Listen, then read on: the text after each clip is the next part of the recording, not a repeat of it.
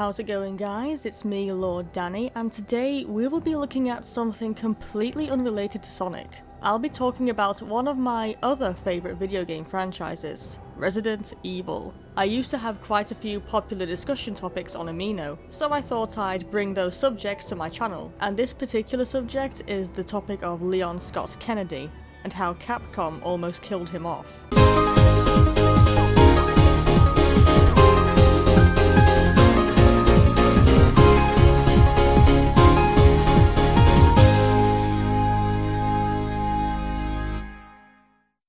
So, for anyone watching this who doesn't know who Leon is one of the most popular characters in the Resident Evil franchise, and has become somewhat of a face for the series. He appears in most of the games, and of course starred in the Resident Evil 2 remake, which came out in early 2019. His first appearance was in the original Resident Evil 2, alongside a character named Claire Redfield, and he wasn't seen again until Resident Evil 4. But there was a game he was supposed to appear in, but in the final version, he was only mentioned and was never actually seen. That game was a spin-off game known as Resident Evil Code Veronica. Code Veronica was originally planned to be Resident Evil 3, but instead, Resident Evil 3 was a game known as Nemesis, which focused on another iconic character, Jill Valentine, as she escaped Raccoon City before it was destroyed, all the while being pursued by a ruthless monster known as the Nemesis. Multiple games were all being worked on immediately after the success of the original Resident Evil, so Code Veronica and Nemesis were being developed around the same time as each other. This has led to people noticing how Code Veronica has aspects which feel like a step down from Nemesis, because in Nemesis, you had the new ability to dodge, but that ability wasn't in Code Veronica, which seemed strange to fans because this game was released after Nemesis, and was also on a different console, the Dreamcast, and eventually the PlayStation 2 and GameCube, while Nemesis was a PlayStation 1 video game, so Code Veronica should have been more advanced. Code Veronica has become one of those games you're likely to find in a second-hand video game store. That's how I got my copy,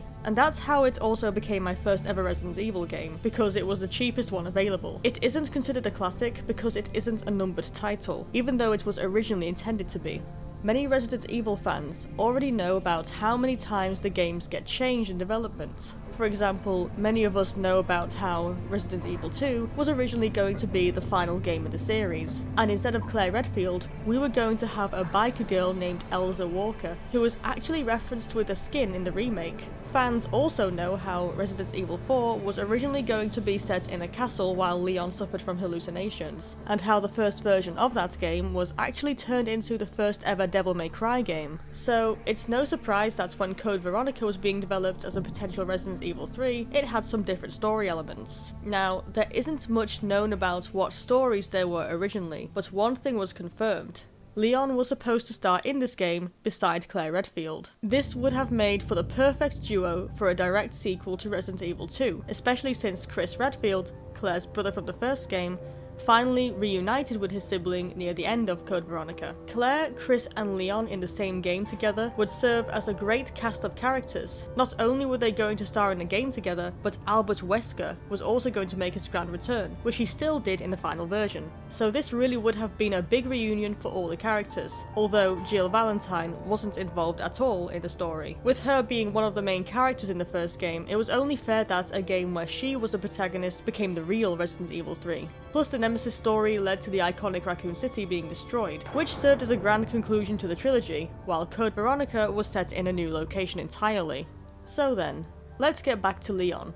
I mentioned that Leon was supposed to appear in Code Veronica beside Claire, just like he had done in Resident Evil 2. In theory, this was going to be a conclusion to their story as a duo. Claire would find her brother, like she was trying to do throughout Resident Evil 2, and Leon would die. I think if Leon was kept in the game, it would have been released as a numbered title rather than a spin-off, because the death he was going to have would have no doubt been iconic. The reason I say that is because even though there are no details to his story, there is one little piece of public information which gives the fans an idea of what was going to happen to Leon. He was cut from the game because he was too popular with fans to kill off, so he was instead replaced with a new character, Steve Burnside. Here's a brief overview of Steve Burnside's entire character development in Code Veronica. He meets Claire after escaping from prison, they eventually work together to escape. Steve at some point reveals his tragic backstory to flesh him out and make the audience like him, which didn't work, most people hate this guy. He falls in love with Claire and for some reason she likes him back. He gets stuck in Antarctica with her, he gets captured by the game's main antagonist, he becomes a mutant monster, and then he dies confessing his love to Claire.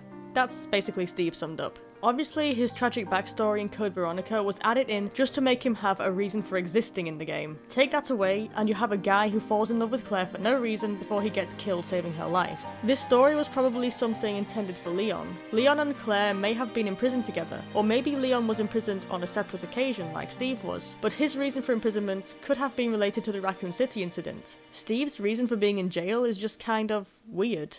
It's not unbelievable, but it's weird. He's in jail because his dad was illegally selling information about Umbrella, the evil company making mutants and zombies, while his dad was also an employee. It just seems more likely that Steve would have been killed or left alone rather than jailed alongside his father, while Leon would have definitely been held prisoner for his actions in Raccoon City, or perhaps he was even imprisoned because of his connection to Claire. If Leon had taken Steve's place, his growing romance with Claire would have made sense. The two characters already knew each other from Resident Evil 2, so they wouldn't have needed to introduce themselves to each other or get to know each other, which would have saved a lot of time in the game, so it would have likely been a better paced love story between Leon and Claire.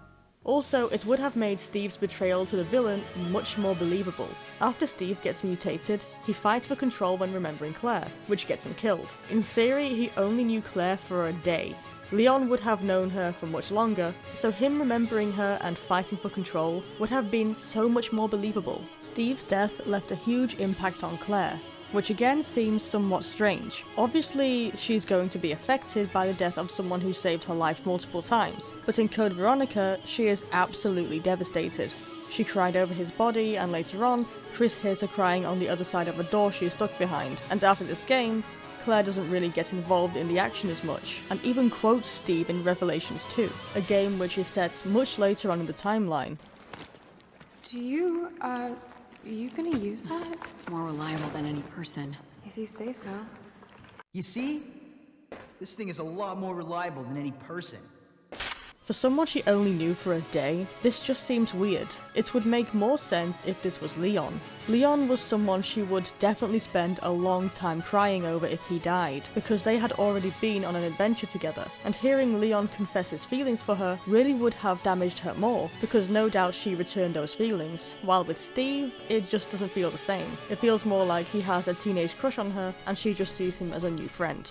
One more thing I want to point out is just how eerily similar Steve looks to Leon. In Resident Evil 2, Leon does have this strange swept over hairstyle, which is this dark ginger colour. Steve actually has this same hairstyle in the original release of Code Veronica for the Dreamcast, plus both him and Leon have light blue eyes. This tells me that Capcom had already made Leon's model for Code Veronica and had decided to cut him out later in the game's development. When Code Veronica was ported as Code Veronica X, there were some changes added to the game, and one big thing they changed was Steve's hair. He was given a long fringe. This was obviously done to make him more unique, so that he wasn't literally a Leon clone. They had no other reason to change his hair. I also find it interesting to note that in Resident Evil The Darkside Chronicles, Claire gets over Steve's death much faster and doesn't show as much interest in him. In fact, Steve's final words aren't even audible.